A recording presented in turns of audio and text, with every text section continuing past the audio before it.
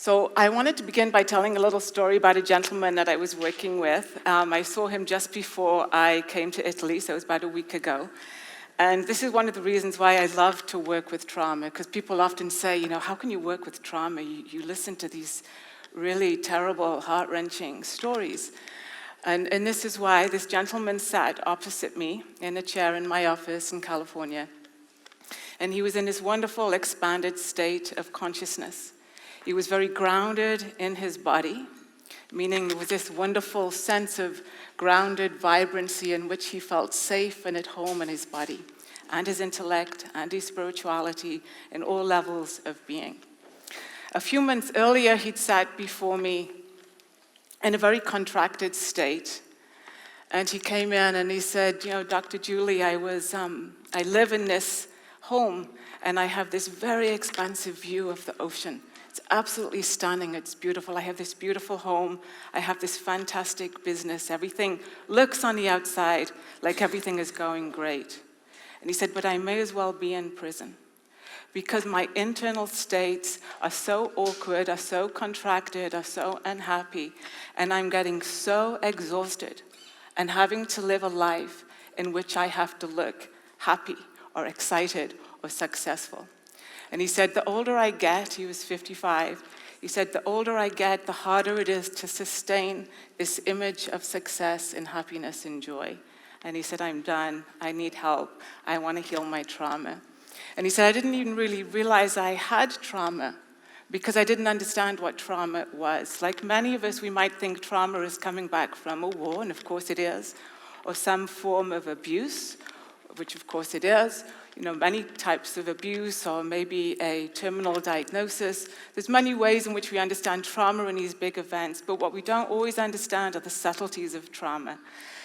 Tomorrow I'm going to be speaking again, and that's when I'm going to be speaking more to the subtleties of trauma. And I think it's really important that we really understand what they are to be able to recognize the trauma that lives within us that we might not be aware of, that is really limiting our lives. Okay.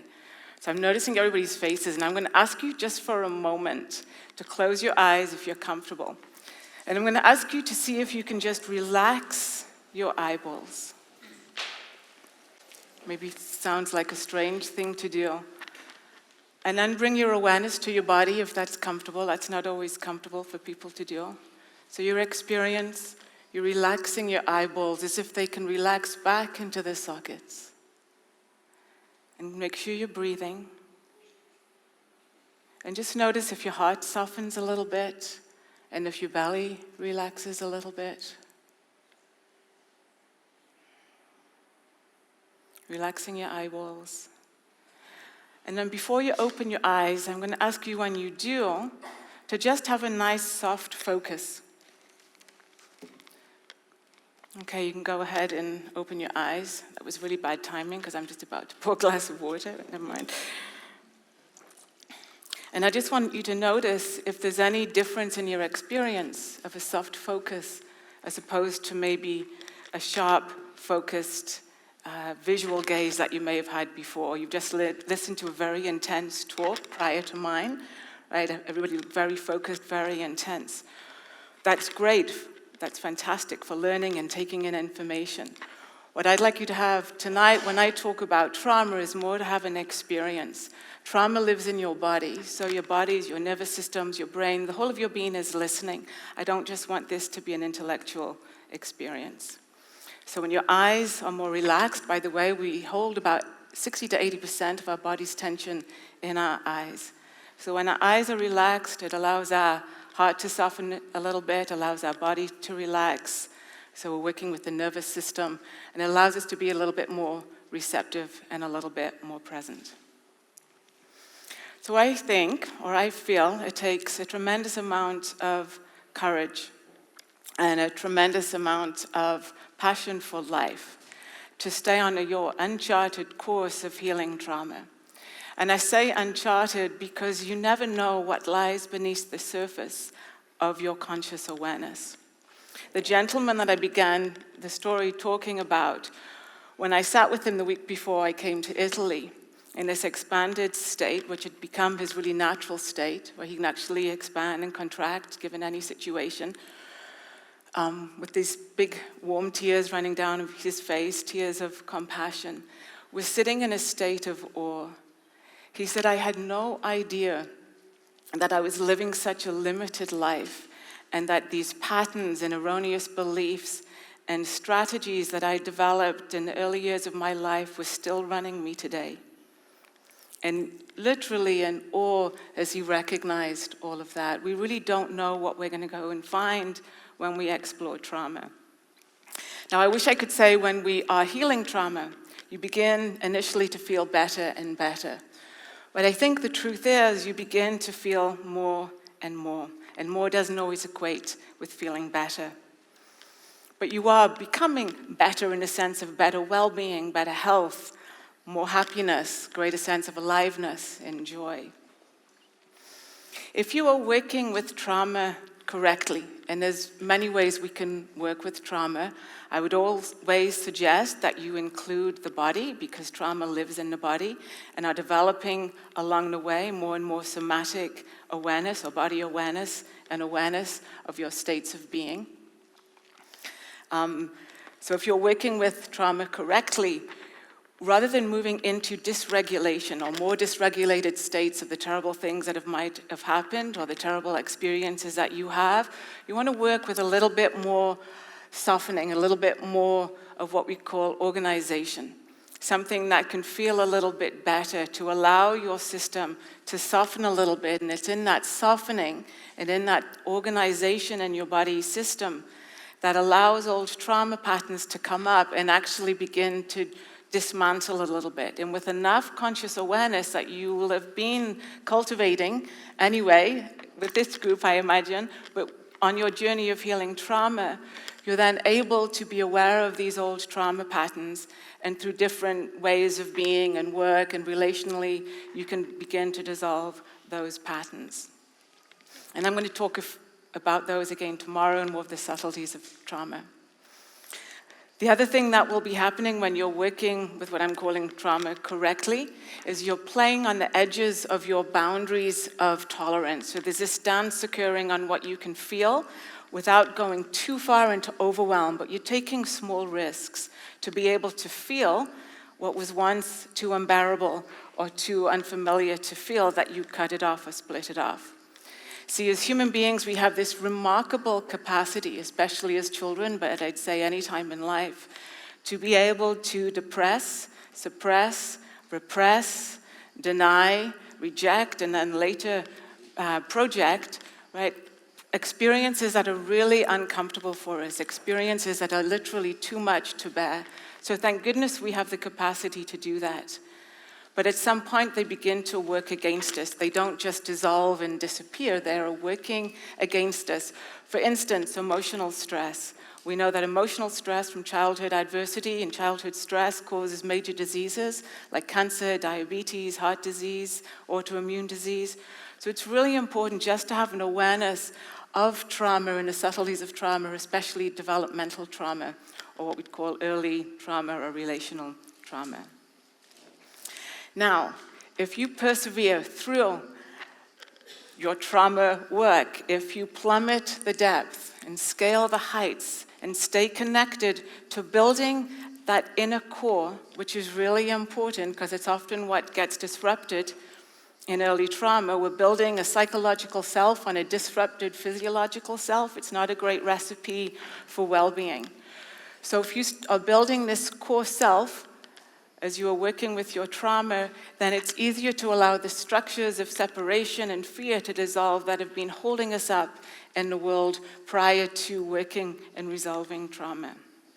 So again, if you persevere, you get to the other side of trauma. You fall back into love, the love that you are, the love that you've always been, the love that expresses as you. You just forgot or remembered, or it became obscured because of the adversities and the traumas of childhood. So not to romanticize trauma in any way, it takes a lot of courage to get there, but the love is already there, not self-love, the love that you are.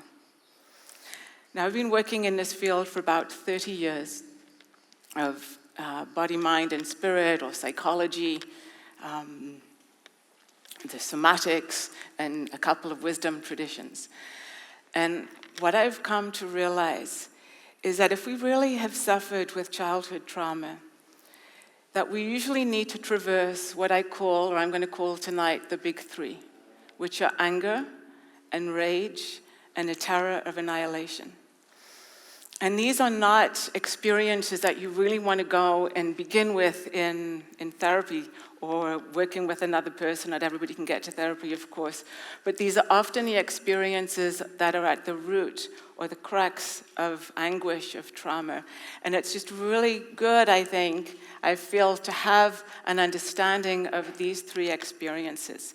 I could talk about each one for a couple of hours, and I only have a few minutes. So let's begin with anger. Anger, of course, is an emotion that's derived from the sympathetic nervous system. It energizes us so we can fend off or fight off danger. Right? It allows us to know if our boundaries have been ruptured or if there's danger approaching. Well, what happens in childhood, we usually don't get encouraged to have a healthy relationship with anger. We're usually told, don't get angry, right? Or we're left without boundaries or containment, and our anger can get wild, and then we get into trouble, and we learn that anger somehow is not good. We don't learn that it's a natural human emotion that we need to feel in our body, that can be very helpful when we do, that will resolve itself in our body when we're connected to it. And we can express it within contained boundaries to keep us safe and others safe. Anger, of course, becomes a secondary emotion quite often and is there in adulthood to prevent us from feeling underlying shame or other emotions that feel really too unbearable to feel in the moment. And so anger may be whipping out, right, at others. Or maybe anger's whipping in at us and we don't know. I don't know if many of you know that unresolved anger will turn in towards us and often shows up as self-hatred, self-loathing, self-criticism, lack of self-worth. Right? We don't often think that those experiences towards ourselves are coming from unresolved anger. Anger is a huge volatile emotion. It feels really big in the body. And if you're traumatized, the likelihood is, or if you have trauma living within you, you're disconnected from your body to some degree. So it's really important along the journey of healing trauma that you begin to reconnect with your body. How do we do that? By beginning to feel a little bit reorganized within our system and gently but thoroughly working with our trauma patterns and trauma survival strategies that come up to heal them. And then the natural progression we'll come back and reconnect to our bodies. Rage is a little bit of a different animal. Let's talk about rage from infancy. So let's say we have a small child, an infant, and the infant begins to feel some kind of distress. So we come into the world where dependent on others, will remain interdependent for our whole lives. So as an infant, the way to get attention, the way to help our distress system is to cry out in distress. And hopefully our mother or our father, whoever our caregiver is, will come and pick us up and calm us. We need another to self-soothe us in the first year of life because that system isn't online yet. If as an infant you're crying out in distress and nobody comes, you go into what is known as grief, and you begin to feel a lot of grief. And grief is really about wanting to still cling to another. It's about wanting to have connection. But still nobody comes because somebody was misinformed and was told, leave your baby to cry it out, put it in a room for a few hours, it'll cry itself to sleep in a few days, it'll go to sleep on its own, no problem.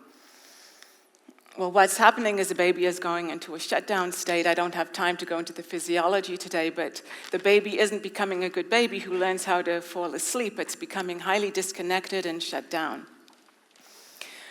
So the baby cries, nobody comes, it goes into grief, nobody comes. The next stage is rage. It gets really pissed off. It's fearful, it's pissed off, it wants connection. So rage initially is about connection, to call back connection.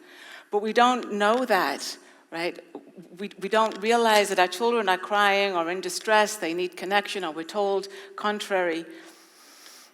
And so children get disconnected and shut down. that rage stays in our system, affecting us throughout our lives. Again, whipping out at us is whipping in back against ourselves.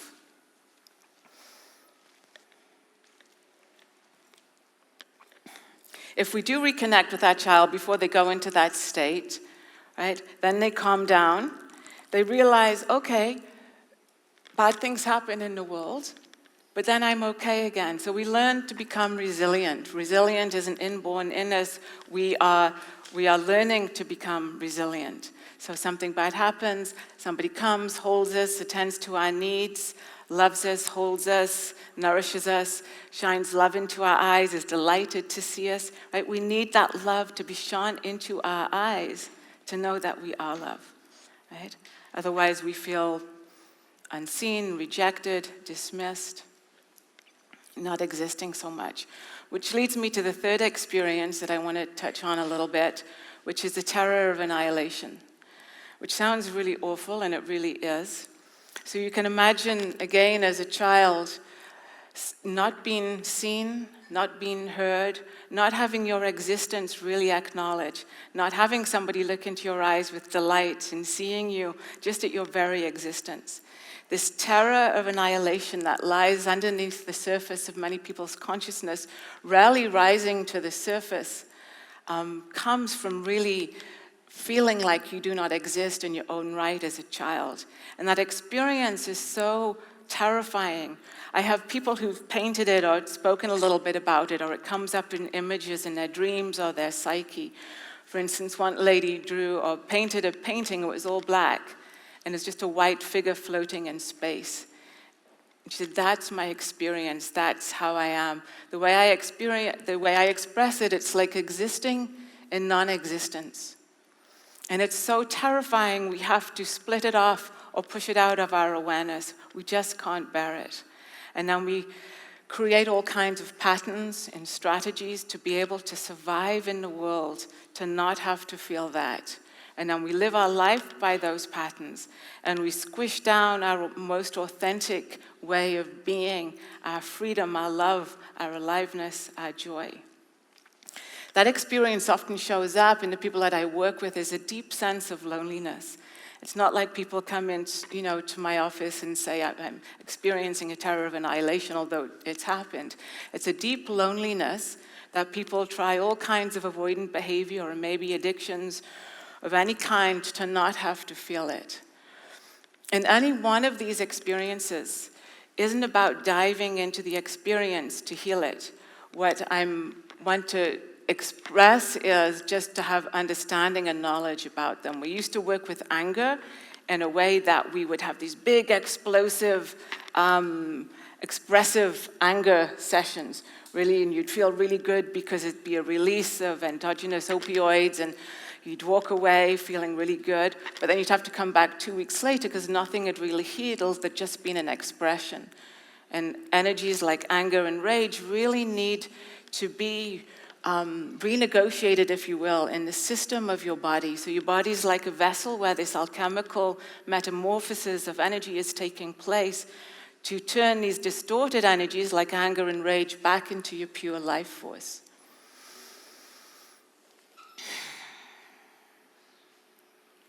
So anger, rage, and a terror of annihilation, not something to go into very deeply, but something to be touched lightly in your awareness, something to be felt very gently with your body, with your awareness. And usually with somebody else, trauma really happens in relationship, or we could say trauma happens relationally would be more correct, meaning we're being traumatized either because of the absence of a calm and loving other, or because of the presence of another who feels really threatening. So it's really important when we're healing trauma to find somebody, a partner, a therapist, a community to begin this inquiry, to begin this healing process with. And I'll talk a little bit more actually what trauma is, what developmental trauma is, and the subtleties of it tomorrow, and different ways to heal. Thank you for coming, and I'll see you all tomorrow. Have a good evening. Bye.